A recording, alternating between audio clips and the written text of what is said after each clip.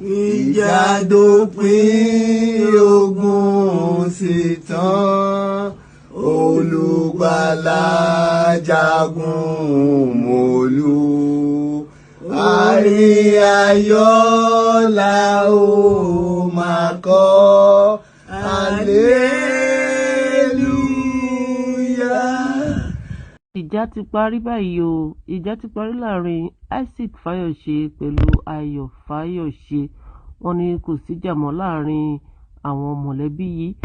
Ọ̀rọ̀ náà lè máa gbọ́ níbí báyìí. Màmá wọn lè ń wò yìí níbi tí wọ́n ti fẹ́ sọ̀rọ̀ yìí. Ẹ jẹ́ kí n gbé fọ́nrán ìwọlé kẹ́gbọ́n nǹkan tí màmá wọn sọ. Ẹ bá mi love, ẹ bá mi like, ẹ bá mi share. Ẹ jẹ́ gbé fọ́nrán ìwọlé kájọ gbọ́ nǹkan tí màmá wọn fẹ́ sọ níbí báyìí. Good evening, Nigerians. Good evening, everyone. Good evening, friends and families all over the world. My name is Otumba Emmanuel Ayo Fayose.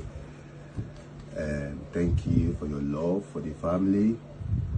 I want to let you know that peace has finally come. Kò sí ìjà mọ́.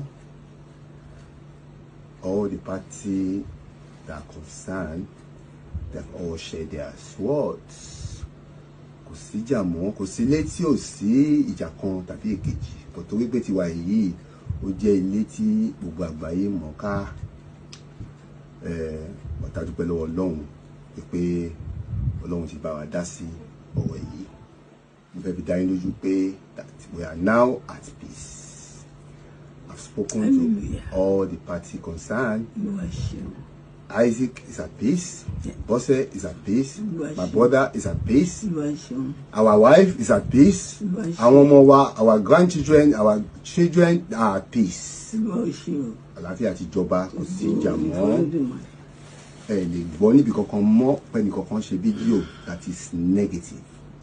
Henceforth, you continue to hear us positively. Kò sí ìjà mọ́, kò sí ìjà mọ́. As I said again, we are at peace, and we will continue to be at peace. Ní agbára Ọlọ́run. Amen. I want to thank you for your love. For your love for us. Ẹni tó bá fẹ́ràn èèyàn ló ń béèrè. Ẹni tó fẹ́ràn èèyàn ló ń sọ pé kí ló ń ṣẹlẹ̀ ńbẹ̀ yẹn. A dúpẹ́ fún ìfẹ́ yín. Ọlọ́run á fẹ́ràn yín.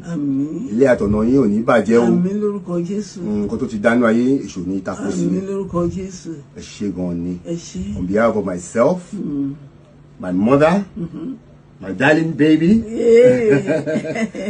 I came to see her in Lagos, and she's fine. As you can see, we are all fine. We just got back from church.